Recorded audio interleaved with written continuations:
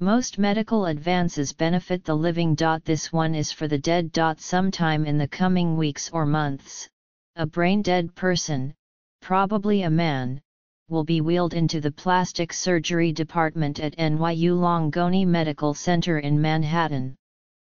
A technician will slowly run a scanner over his face, recording the tiniest contour and detail. Then surgeons will cut off the dying person's face and attach it to a disfigured man who has been waiting for a face transplant since last summer. And downtown from the hospital, in a basement below what could easily be confused with a Kinko's, a team of New York University 3D printing experts will work their own magic.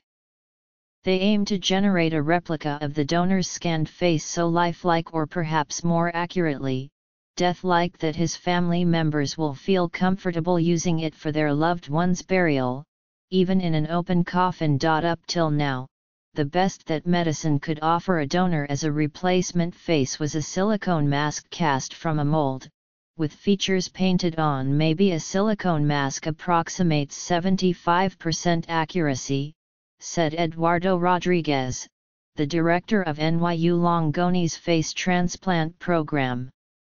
A 3D printed mask can approximate 95%. Doctors in the fledgling field of face transplants are making great strides, grafting skin and bone and nerve and muscle to give patients new life and hope. In 2015, Dr. Rodriguez performed the most extensive transplant to date, onto a former firefighter. But there can be no medical marvel without a donor. And asking a family to donate a loved one's face is not like asking for a heart or a lung.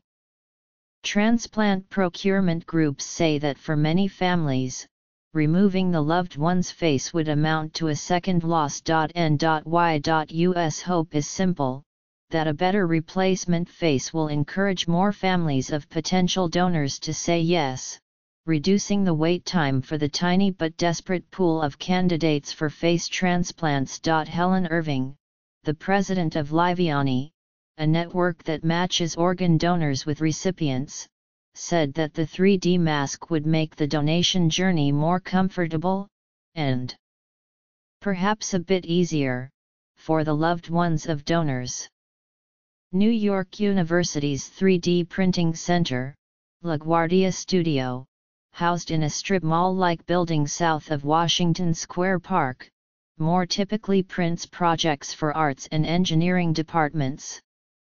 But the process of printing a face is the same, just sped up, because the hospital will need to release the donor's body to the family as soon as possible. We're essentially condensing what we like to do in 2 weeks into 36 hours, said Andrew Buckland, the manager of the studio. Here's how it works. The handheld device that scans the donor's face has 5 camera lenses that capture it from multiple angles.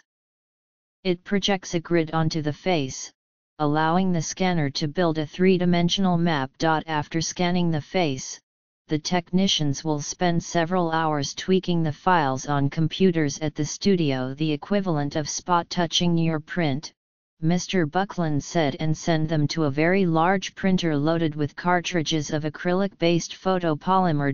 The printer lays down layers so thin it takes 1,500 of them to make an inch.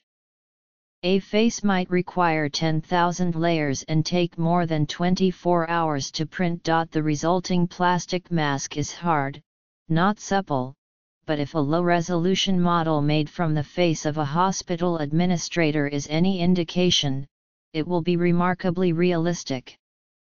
Even at lower resolution, the mask captures the tiny variations in color, texture, and reflectivity from 1 mm to the next that characterize real skin, the countless imperfections that comprise reality. With the higher res version, you would literally see the pores, Mr. Buckland said. The technicians will rush the mask to the hospital, where the donor's face, like other organs, will have been removed while he is on life support, because we want to procure the face while it is still being perfused by a beating heart, Dr. Rodriguez said.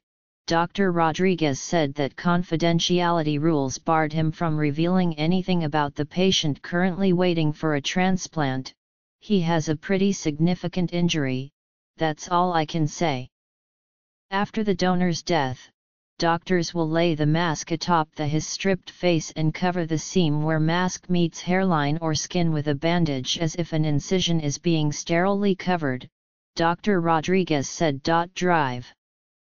Rodriguez got the idea for the 3D printed face after performing a full face transplant including scalp, ears, eyelids, nose, and lips in 2015 onto Patrick Hardison, a former Mississippi firefighter whose face had melted off in a mobile home fire.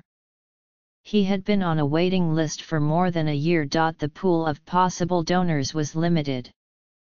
The organ donor box that you can check on your driver's license does not grant permission to remove your face, so families must be asked directly, and the family of one prospect had withdrawn consent at the last minute, according to a New York Magazine article about the surgery. Eventually, Mr. Hardison received the face of a 26-year-old Brooklyn bicycle mechanic named David Rodebaugh who was comatose after a cycling accident. When Dr. Rodriguez met with Mr. Rodebaugh's family before the operation, they asked what Mr. Rodebaugh's body would look like and he explained about the silicone mask and its limitations, he said. They agreed to let the face removal proceed.